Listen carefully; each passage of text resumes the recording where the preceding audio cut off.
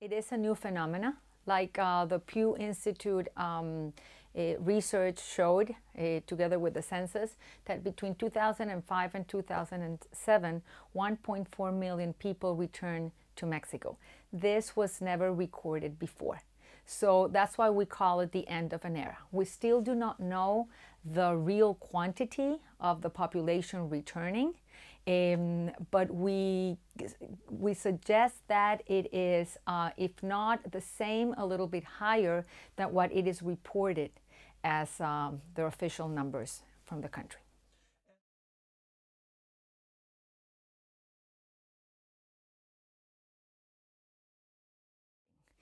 In Jalisco, 89% of the respondents said that they went back on their own, and only 11% went back through a deportation process. That number seemed high when we saw it, so we went ahead and conducted additional studies in two very different states. One of them, the state of Hidalgo, which is close to Mexico City, and it's a more rural state, and the other one in the state of Coahuila, which is a more industrial state and close to the border. Both of them reported high numbers of voluntary return or return on their own. But what we saw is that the closer we get to the border, the higher the number, the percentage of the people that were deported. In Coahuila, the numbers were also impressive. Over 60% came back on their own. So they are strong numbers. On the reasons that came back, that was the most surprising news that we found out of the survey. We lived, everybody, Matt, Woodrow Wilson and everybody, lived under the assumption that the reasons that drove this migration back was economic reason or the anti-immigrant rhetoric. What we found on the survey that we conducted was that almost 37% came back for family reasons. Another 29% came back because of nostalgia. They simply missed their country. And it was until the third percentage, which was 11.3, that they started to mention an economic reason. The anti-immigrant rhetoric was at the bottom at 1.7. So.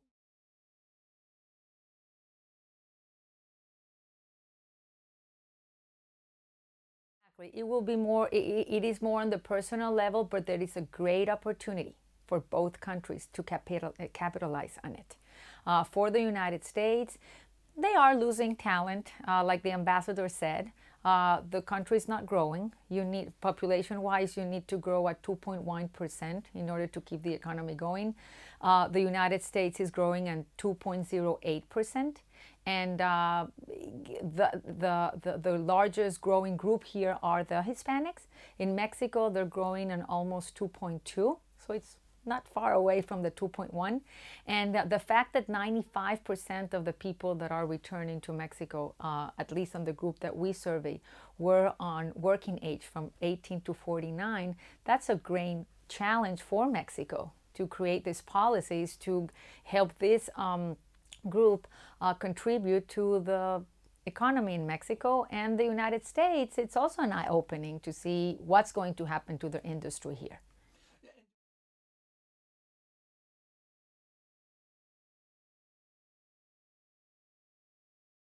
We are really uncertain. It's a new phenomena. What we see is that with border enforcement and what we're hearing in Washington, we don't see this turning around. That's why we call it a new era.